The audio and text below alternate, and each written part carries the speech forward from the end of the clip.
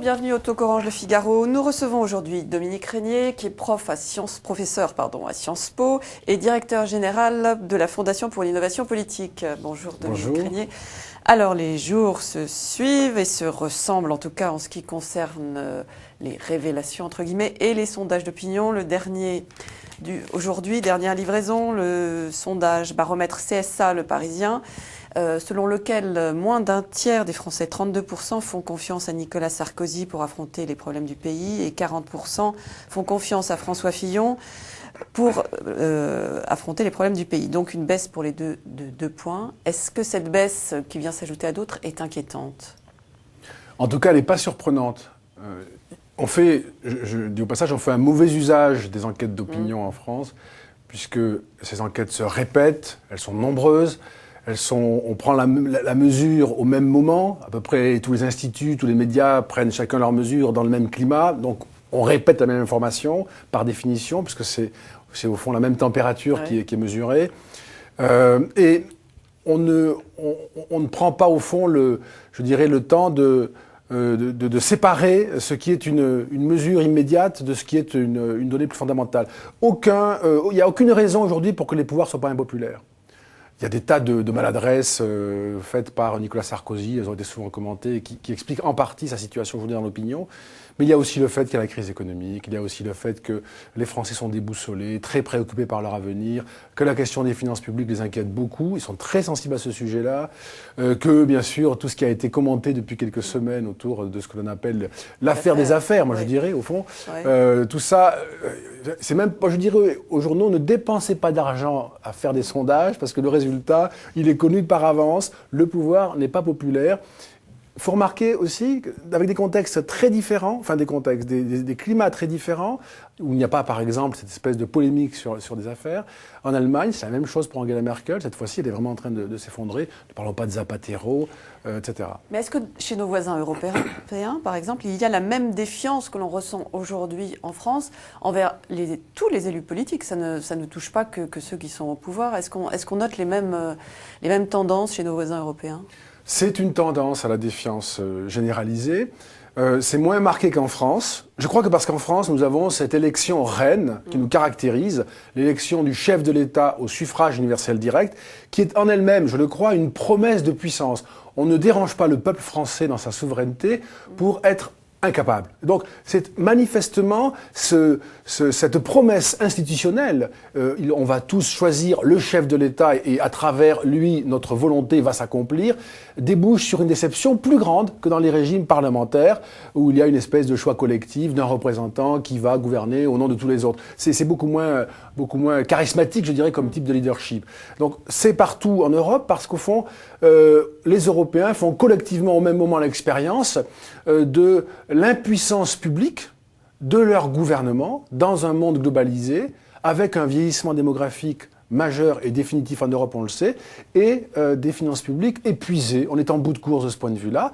Et donc tout se déconstruit, tout le modèle depuis 1945 consacré est en train de s'effondrer. Il n'y a pas de discours alternatif, on n'est pas encore capable d'inventer un discours de l'après. Et donc les Français comme les Européens ont l'impression que leurs classes politiques n'ont pas été capables de leur expliquer, ne sont pas capables de trouver le chemin pour sortir de là. Et puis, si en plus il y a le soupçon de la corruption ou de la confusion des intérêts, naturellement, c'est, comme on dit, la cerise sur le gâteau. Et une défiance plus générale envers les élites, toutes les élites, pas seulement la classe politique et les représentants politiques. Absolument, vous avez raison. Oui. Alors certains, justement, face à ce climat, certains, notamment des proches du président de la République, évoquent le climat des années 30 en pointant du doigt, dans cette affaire des affaires que vous venez d'évoquer, la responsabilité de sites d'information comme Mediapart. Ce matin, on entendait encore Christian Estrosi sur RTL qui évoquait le suicide de Roger Salengro. Est-ce que vraiment on en est à un climat qui est comparable à celui des années 30? Enfin, moi je trouve déplacé de la part des membres du gouvernement, même choquant, d'utiliser ce type de mise en cause pour la presse, Mediapart en particulier. Ça n'est pas le sujet. En revanche, il y a un vrai sujet qui est celui du professionnalisme de Mediapart, de possibles fautes professionnelles majeures, parce que les conséquences peuvent être considérables, et de fait, des conséquences ont déjà eu lieu, qui sont considérables. Moi, je trouve ça vraiment effarant qu'on puisse mettre en cause, à partir d'un témoignage qui n'a pas d'ailleurs été enregistré, ce qui est fâcheux. Pour le coup, là, l'enregistrement pouvait se faire, et de manière non clandestine. Je trouve effarant qu'on puisse mettre en cause le chef de l'État. Et puis en fait, après on a l'impression, on verra, mais on a l'impression que tout ça c'est dissipé, qu'il n'y a rien. La tractation quand même, c'est bien une partielle. Partielle, mais sur le passage précis. Mais sur le passage c'est quand même, c'est énorme ça, parce que c'est inventé ou c'est pas inventé. Donc je crois que la bonne mise en cause, elle est là. Premièrement, elle est sur le défaut de professionnalisme de Mediapart. C'est une faute majeure et irresponsable.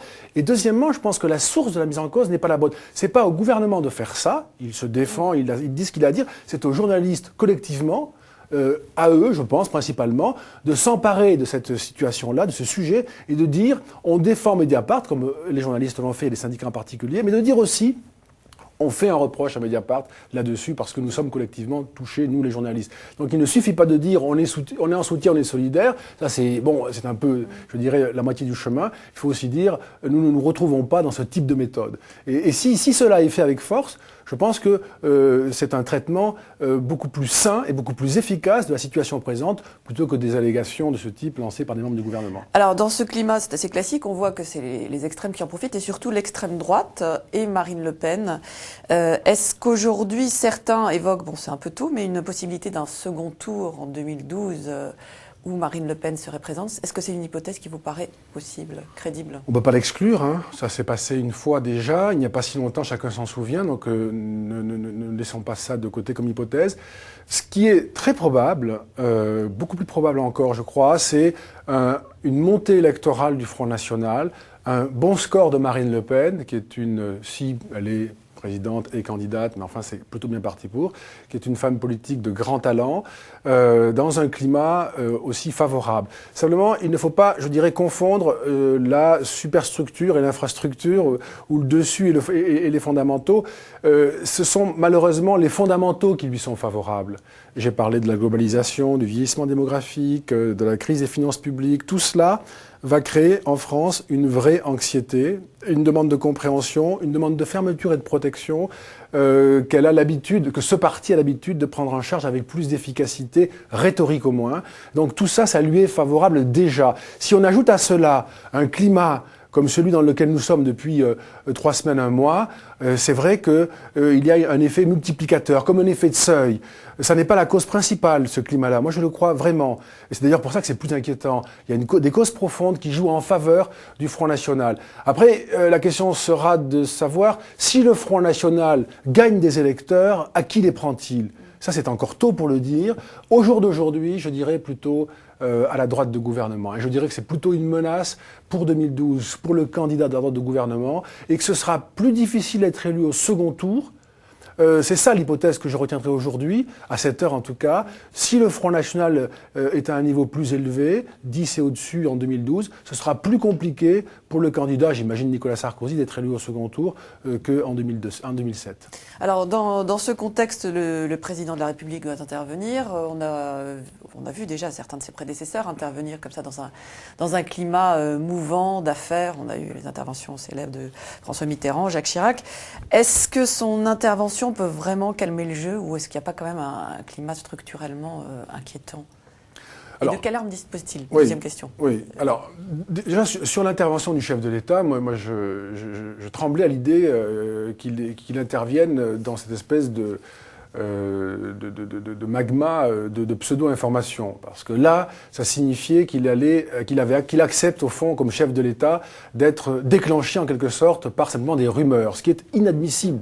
Sinon, c'est vraiment la fin des institutions. Donc j'espère que ce ne sera pas le cas.